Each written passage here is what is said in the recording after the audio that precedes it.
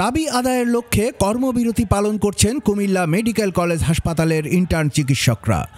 বিএমডিসির বিরুদ্ধে করা রিট প্রত্যাহারের পাশাপাশি 5 দফা দাবিতে আন্দোলন করছেন তারা।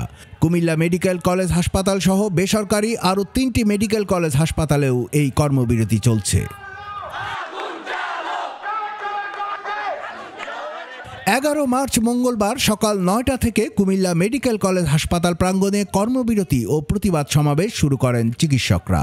এ সময় হাসপাতালে সেবা নিতে আসা রোগী ও তাদের স্বজনরা ভোগান্তির শিকার হয়। কর্মবিরতিতে স্থবির হয়ে পড়ে কুমিল্লা মেডিকেল কলেজ হাসপাতালের চিকিৎসা সেবা কার্যক্রম। আন্দোলনরত ইন্টার্ন চিকিৎসক ও শিক্ষার্থীরা সকালে মানববন্ধন ও বিক্ষোভ মিছিল করে। এ সময় তারা 5টি দাবি বাস্তবায়নে সরকারের প্রতি আহ্বান জানায়।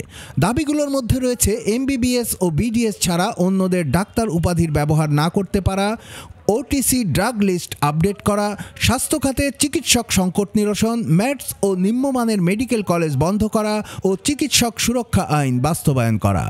এ সকল দাবি বাস্তবায়ন না হলে নতুন কর্মসূচি আসবে বলেও জানান আন্দোলনরতরা। আমাদের যে 5 দফা নৈতিক দাবি আছে, এই দাবির মধ্যে প্রথম দাবি হচ্ছে এমবিবিএস এবং বিডিএস ব্যতীত কেউ নামের সামনে ডাক্তার লিখতে পারবেন।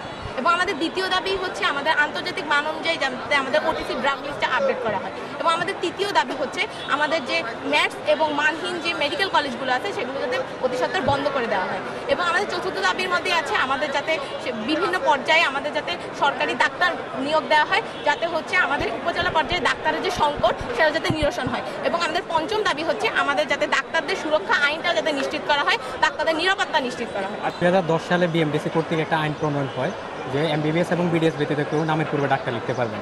তারই প্রেক্ষিতে ম্যাটস যারা মেডিকেল অ্যাসিস্ট্যান্ট ট্রেনিং স্কুল যাদের নামে বলাই আছে মেডিকেল অ্যাসিস্ট্যান্ট, তারা এই আইনের বিরুদ্ধে তারা হাইকোর্টে রিট করে। যে রিটের হচ্ছে পূর্ণাঙ্গ বারবার এই রায়টা হচ্ছে এই রিটটা পিছানো হয়, যে সুনির্দিষ্ট কোনো রায় দেওয়া হয়নি। 2013 সাল থেকে শুরু করে আজ 2025 সাল পর্যন্ত অন্তত 90 বার এই রিটটা পেছানো হয়েছে, শুনানিটা পেছানো হয়েছে। এবং শেষ পর্যন্ত আমাদের এই যে তীব্র আন্দোলনের ফলে গত 25 তারিখে হচ্ছে আমাদের রায়টা হচ্ছে আমাদের রায়ের ডেটটা হচ্ছে সিলেক্ট হয় যে 12 তারিখে। আমরা আশা করছিলাম রায়টা দ্রুত নিষ্পত্তি হয়ে যাবে এবং হচ্ছে খুব দ্রুত এটা সমাধান হয়ে যাবে। কিন্তু স্বাস্থ্য খাতের হঠকারিতা বলেন বা হচ্ছে এই নিয়ে যাদের হচ্ছে কনসার্ন না থাকার কারণে তারা এই রায়টাকে পিছিয়ে 12 তারিখে নিয়ে গেছে। আমরা আশা করি আগামীকাল যে আমাদের রায়টা আছে এটা এমবিবিএস এবং বিডিএস ডাক্তারদের পক্ষে আসবে, সাধারণ জনগণের পক্ষেই আসবে। কুমিল্লার কাগজ নিউজ ডেস্ক।